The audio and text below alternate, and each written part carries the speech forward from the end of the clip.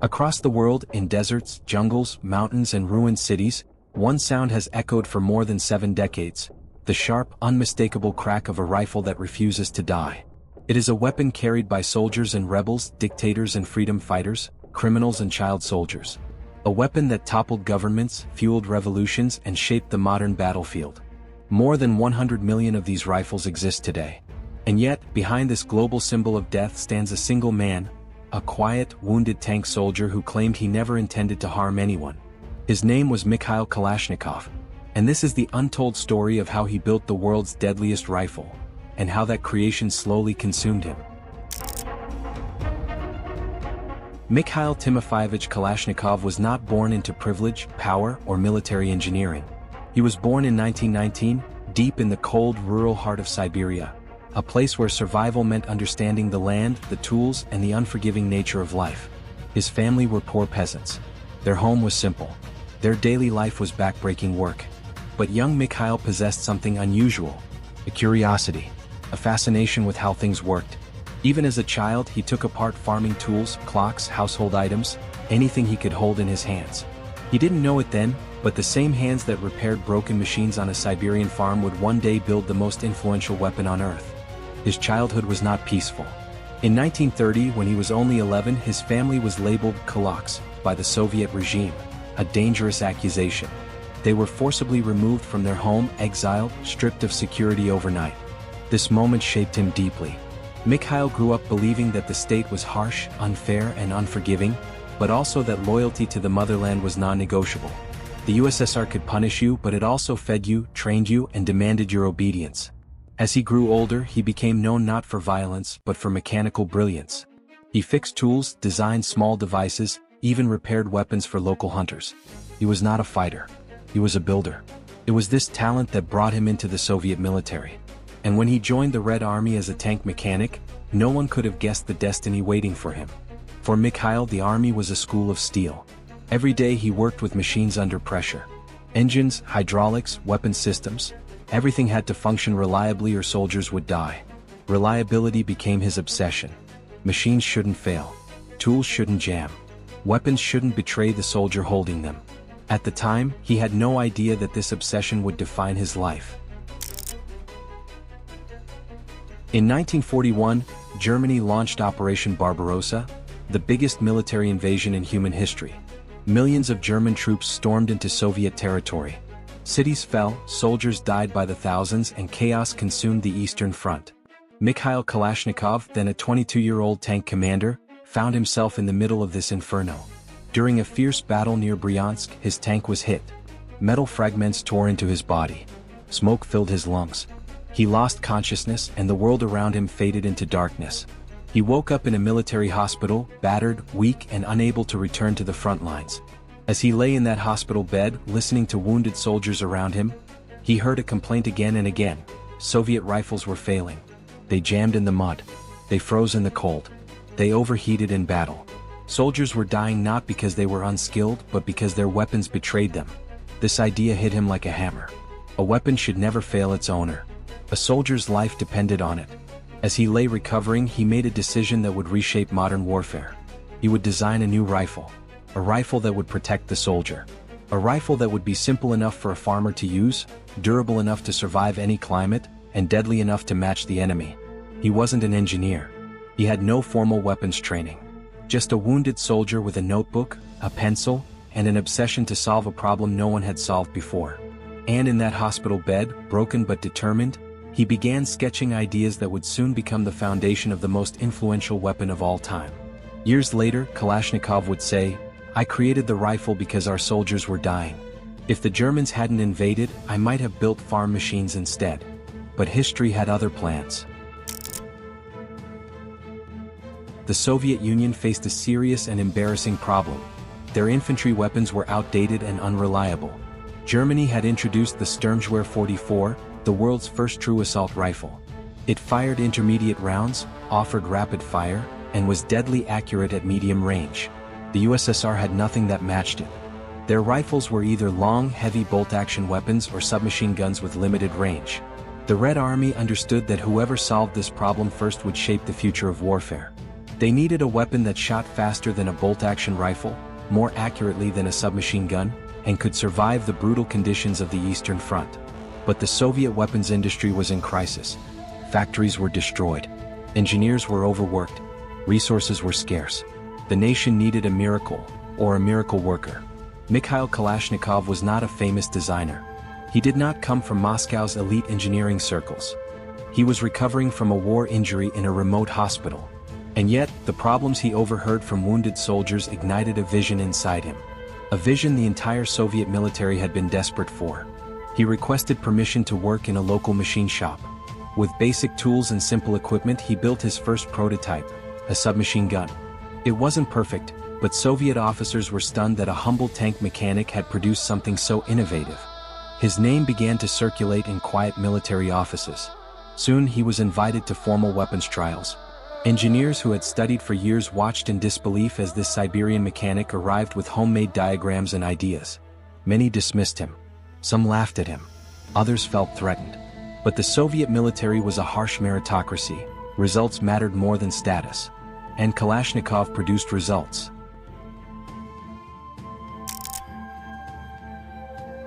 Early failures, rising genius. Kalashnikov's early designs did not win competitions. In fact, his first test performed poorly. Parts broke. Mechanisms jammed. The weapon overheated. Judges criticized the design, pointing out flaw after flaw. Any ordinary man would have given up. But Kalashnikov was not ordinary. Failure did not discourage him, it sharpened him. He studied every criticism, every broken part, every rejected idea. He visited factories, talked to riflemen, observed gunsmiths, and gathered inspiration from every weapon he could inspect. He discovered that the best designs weren't always the most complex. They were the most practical. One of his greatest insights came from watching farmers repair tools in Siberia. They had nothing modern, nothing expensive, yet their tools had to survive harsh conditions and constant use. From that memory, he developed a simple philosophy that would define his invention. Everything complex is useless. Everything simple is useful. Slowly, his designs improved. His new models were sturdier, more reliable, easier to maintain. He learned to blend elements from different weapons. The reliability of the American M1 Garand, the curved magazines inspired by German rifles, and the rugged simplicity of Soviet engineering. By 1946, the Soviet Union launched a major competition to find a new standard rifle. Dozens of designers submitted entries. Powerful engineers from Moscow and Tula competed fiercely. And in the middle of them all stood Mikhail Kalashnikov, a man without formal schooling, without status, without connections. Just ideas, determination, and a relentless drive to build the perfect soldier's weapon. In 1947, after years of refining and testing, Kalashnikov submitted his final design. It did not look elegant. It did not look advanced. But when the trials began, the officials watched in disbelief. The weapon fired smoothly in mud. It continued functioning after being dropped, kicked, and soaked in water. It worked in freezing temperatures and scorching heat. Sand could be poured into its receiver and it would still fire.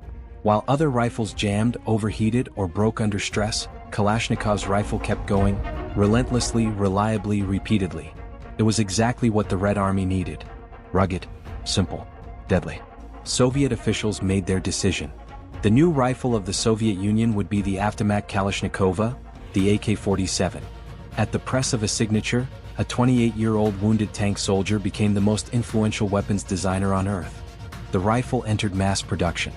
Factories worked around the clock. Soldiers were trained. The era of the AK-47 had begun. Kalashnikov believed he had achieved something honorable. A rifle to defend the Soviet motherland. A rifle for soldiers like the ones he met in that hospital ward. A rifle that would protect his country from invaders. He had no idea, not yet, that his creation would escape his control. That it would travel farther than any soldier, cross more borders than any army, and become a symbol not just of defense, but of revolution, rebellion, and terror. By the early 1950s, the Soviet Union had an unparalleled weapon in its arsenal. The AK-47 was no longer just a rifle, it was a strategic tool. Its simplicity allowed mass production on an unprecedented scale. Factories in Izhevsk and Tula were producing thousands of rifles every month, far outpacing anything the West could assemble. The Soviet leadership recognized the power of the AK beyond the battlefield. It could arm friendly nations, supply proxy wars, and extend influence without firing a single official shot. During the Cold War, the AK-47 became the ultimate instrument of Soviet foreign policy. The weapon was given to allies in Eastern Europe, China, North Korea, and later to movements in Africa, the Middle East, and Latin America. Every uprising, rebellion, or anti-colonial movement that aligned with communist ideology could be armed almost instantly. Tens of thousands of rifles were shipped across oceans, deserts, and jungles. Within a decade, the AK-47 was no longer just a Soviet rifle. It had become a global phenomenon. The West could produce M16s, FALs, or G3s, but they were complex, expensive, and harder to maintain. The AK, by contrast, was a rugged, almost unstoppable symbol of revolution and military efficiency. The AK-47 appeared everywhere. From the jungles of Vietnam to the deserts of Afghanistan, from African civil wars to South American insurgencies, the weapon became a near-constant presence in conflicts around the globe.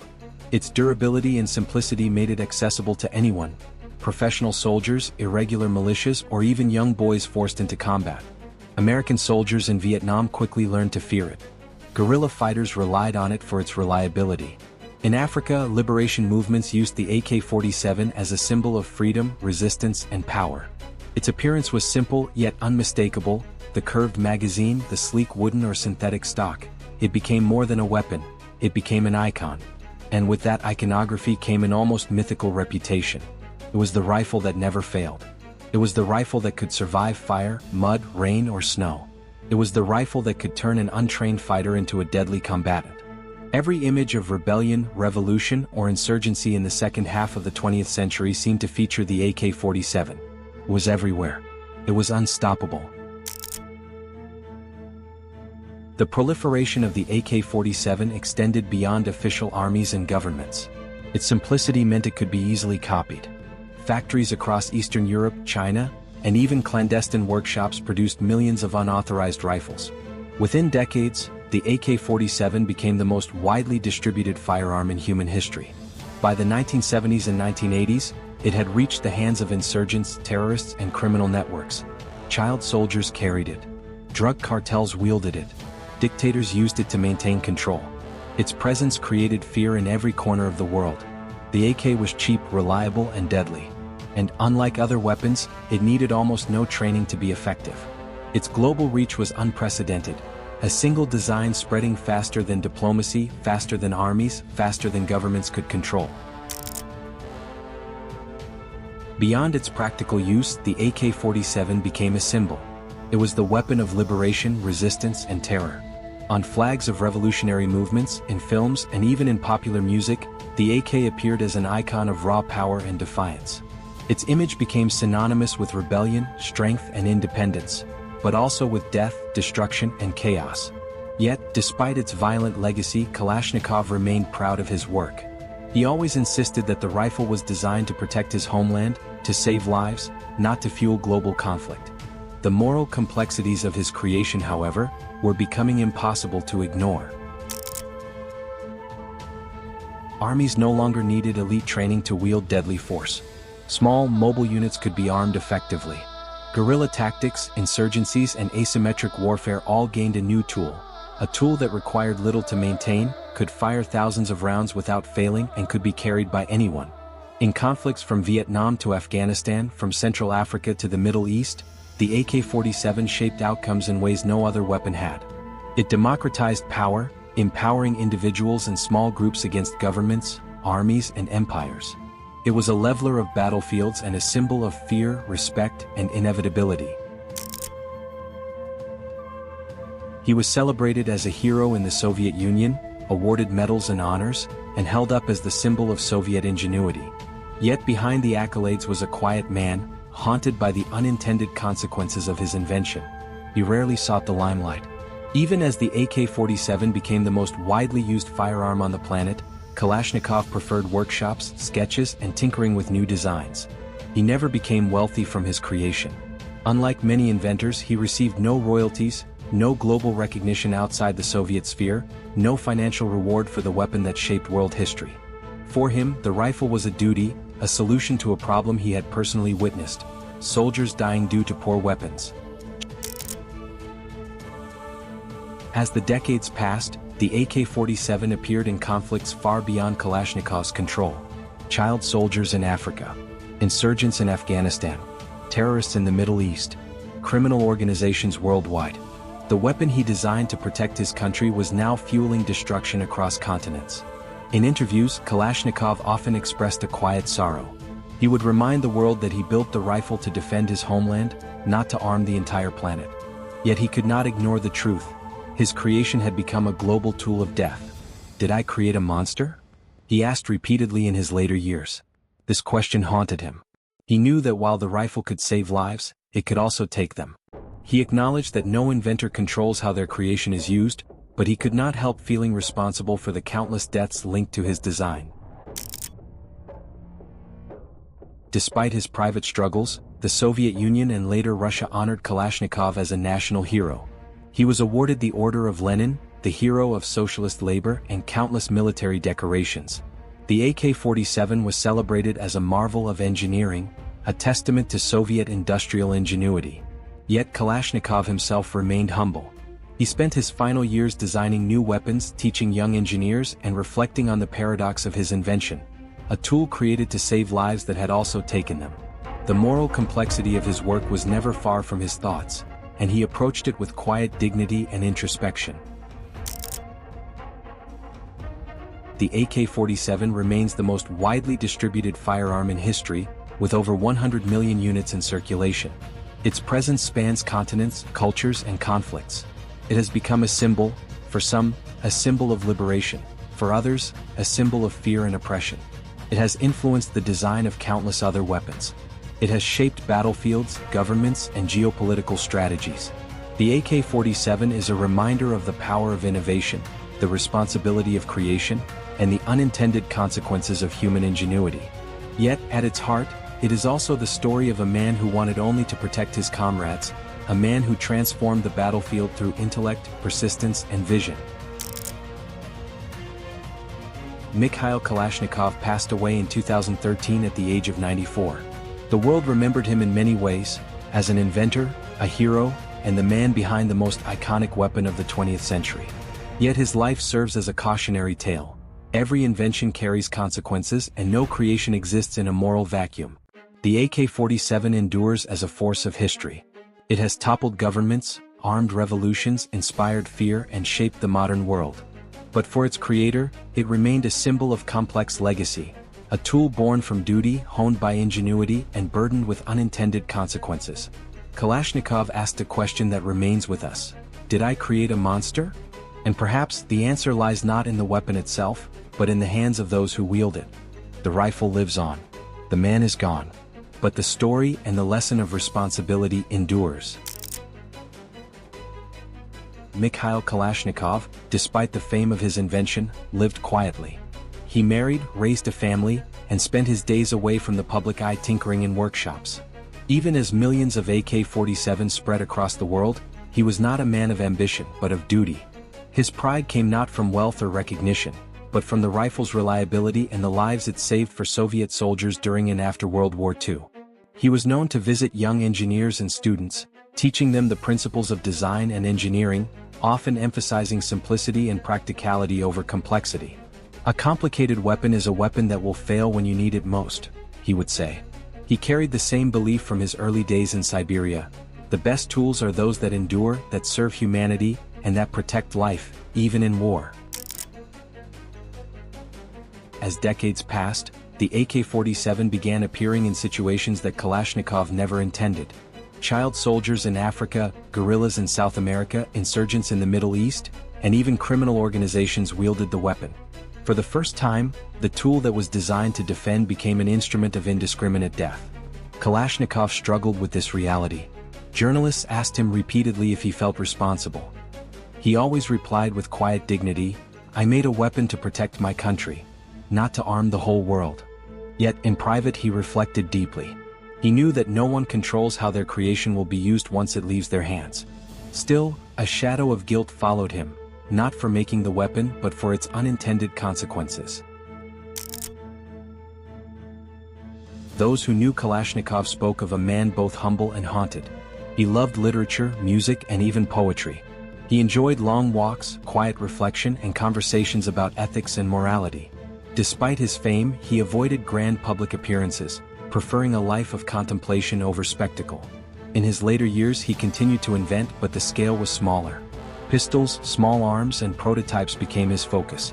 He often said that he wanted to give young engineers a sense of responsibility, that creating a tool, especially one of destruction, required thought, foresight, and ethical awareness.